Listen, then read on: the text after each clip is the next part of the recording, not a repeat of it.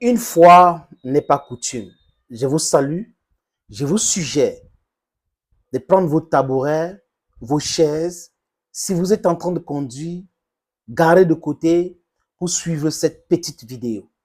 Je mets l'extrait en question dans quelques secondes.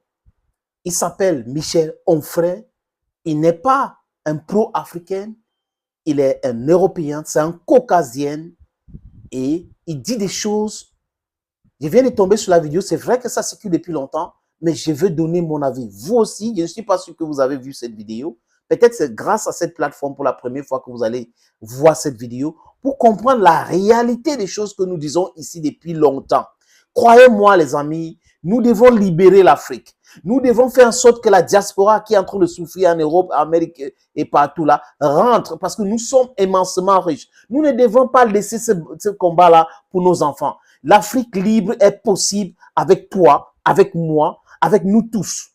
Nous sommes tous africains. C'est pour cette raison que chaque fois qu'il y a un débat qui tend à diviser l'Afrique, ça me met très mal à l'aise. Les amis, l'Afrique, c'est un pays qui a été divisé par l'impérialisme occidental. Je vous suggère de regarder cette vidéo. Pourquoi est-ce qu'on s'en va faire la loi au Mali et qu'on ne va pas la faire en Corée? Voilà. Dites-moi donc, pourquoi on va la faire en Afghanistan et qu'on ne va pas la faire en Chine? Et en Chine, les droits de l'homme sont méprisés. On pourrait tout à fait, il faut en parler à BHL, je veux dire sautons sur Pékin. Parce qu'effectivement, les droits de l'homme sont bafoués. Il faut absolument transformer ça en démocratie. Pourquoi on ne le fait pas? Parce qu'ils sont dangereux. Ils ont l'arme nucléaire et qu'ils ne vont pas répondre en se disant on vous laisse faire. Donc on va chercher des petits pays faibles qu'on tabasse parce que leur sous-sol est intéressant pour nous.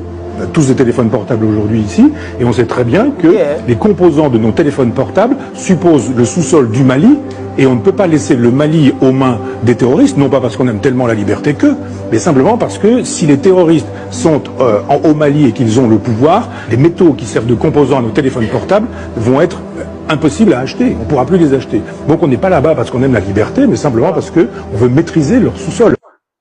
Ils sont au Mali pour maîtriser, ils sont venus au Mali pour maîtriser le sous-sol malien. Ils sont en Afrique pour maîtriser le sous-sol africain. Les amis africains qui soutiennent les Caucasiennes, qui soutiennent l'élite occidentale, cette élite est très dangereuse et nuisible pour notre cohésion et notre développement. Je répète encore, les Occidentaux ne sont pas en Afrique pour du bénévolat. Allez consulter les archives pour voir le discours d'Emmanuel Macron aux ambassadeurs. Il a dit clairement que nous n'avons pas des intérêts communs. Donc, la France est en Afrique pour protéger ses intérêts. Quels sont donc ces intérêts de la France qui est sur les terres africaines, qui appartiennent aux Africains? Ouvrons nos cerveaux. Si vous qui me regardez là, vous étiez en train de vous poser la question, pourquoi si? Ça n'a rien à voir avec un combat, non, politicien. Ça n'a rien à voir. Tout ce que nous sommes en train de faire ici, c'est pour la dignité du continent africain, la dignité des enfants de l'Afrique. On ne peut pas accepter, rester la brousse, ou du moins le champ des Occidentaux éternellement. Les amis, 700 ans de souffrance, on en a assez. L'esclavage, la colonisation, néocolonisation, impérialisme, ils imposent l'insécurité comme mode de nous effrayer pour pouvoir exploiter notre sous-sol de façon sauvage. Quand la France intervient au Mali, soi-disant pour combattre les terroristes, Hollande, les amis que j'avais écoutés attentivement, avait dit quoi? Ils ne sont pas là, la France n'est pas là pour le sous-sol malien parce que le sous-sol malien est pauvre. Mais quel menteur! Quel menteur, les amis! Nous tous, nous savons que le sous-sol malien est riche, que la France était en train de piller l'or malien. Aujourd'hui, il y a des sociétés qui vont raffiner l'or au Mali. Donc, il n'y avait rien, mais la France était là, du bénévolat, n'est-ce pas? On paie les soldats, on paie les armes, on fournit des trucs, on donne la nourriture, on fait pour rien. Entre les États, en diplomatie, les amis, selon les Occidentaux, il n'y a pas d'amitié. Je répète, c'est le b.a.-ba de la diplomatie. Entre les États, selon la diplomatie occidentale, il n'y a que d'intérêt. Donc, les Américains peuvent piétiner l'intérêt des Français, surtout concernant les sous-marins que l'Australie voulait acheter en France. Ils piétinent partout. C'est-à-dire que quand ça les concerne, il n'y a pas de règles. Donc, c'est hors la loi à ce qui concerne leur intérêt. Et vous restez tranquille. Vous observez. Les gens nous pillent. Et vous êtes confortable en disant que le Maroc a fait ceci, l'Algérie est en train de faire ceci. Mais c'est être stupide à la limite. Pourquoi on ne peut pas être comme ça, comme eux? Alors que c'est nos biens, c'est nos ressources qu'on est en train de piller pour développer ce pays-là. Et on regarde passivement. Pourquoi on doit être passif, les amis? Il est temps d'entrer dans l'action. Il est temps de suivre les discours des gens intelligents, des Africains qui sont fatigués de cet état de choses. Il est temps de partager cette vidéo parce que tous les chefs d'État qui sont les vassaux doivent regarder. Il est temps pour que ces gars se réveillent. Il est temps pour comprendre qu'on en a assez. On a tellement souffert. On ne peut pas continuer comme ça. We can't continue suffering like this. What a paradox. It's a geological paradox. We are rich. We have all what this world needs to produce whatever. But paradoxically, we are poor. We are in abject poverty. We are suffering. We are languishing in dismay, in poverty, in the worst.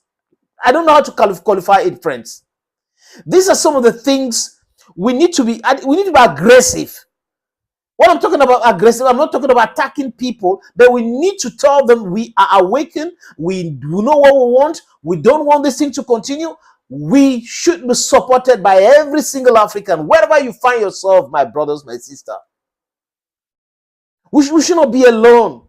We have millions and millions of young Africans. Put your hands together for this battle. We need to tell the West that enough is enough. You see how the West is respecting the Asian continent today? The Arab nations going through to China, they are respecting them. They impose their respect. They understood that demography is an important factor. They had to put to bed. They have the population. Billions and billions of people. The West knows that's a big market. They are respected today. And then what the West doing towards Africa? They are telling us birth control. They are sending out vaccines. And you have some stupid, nonsensical individuals who call themselves scientists who are explaining to Africans that we should take these vaccines. They are explaining to Africans that we should control our bed. They are explaining birth control to us. They are imposing men, women stuff to us because they know they want to reduce our population so that they should continue controlling us. We should understand these things. We are saying it. And each time you watch a video like this, please don't just scroll. Listen to us keenly and you understand the intricacies of what we are saying. It is necessary that you get engaged. You get engaged by sharing, you have to do it. It is your continent, it is your country. Africa is a country that was divided during the Berlin Conference. Friends, let's stand up. You know, these people, they don't respect anything. Comme Michel Onfray l'a dit, pourquoi est-ce qu'ils ne partent pas en Corée du Nord, en Iran, en Chine, sauter là pour imposer les démocraties? Parce qu'ils savent qu'ils ne peuvent pas. C'est pour cette raison qu'ils font tout pour qu'on n'a pas des armes, pour qu'on a une armée faible, pour qu'ils puissent nous frapper à tout moment. C'est tout. Parce que sinon, qu'est-ce qui explique que les autres ont les armes et nous, on n'en a pas? C'est des choses qui doivent tiquer dans notre cerveau. Pour se protéger aujourd'hui, on a besoin de certaines armes. Pour se protéger aujourd'hui, on a besoin de l'unité. Nous devons être ensemble pour leur montrer que non.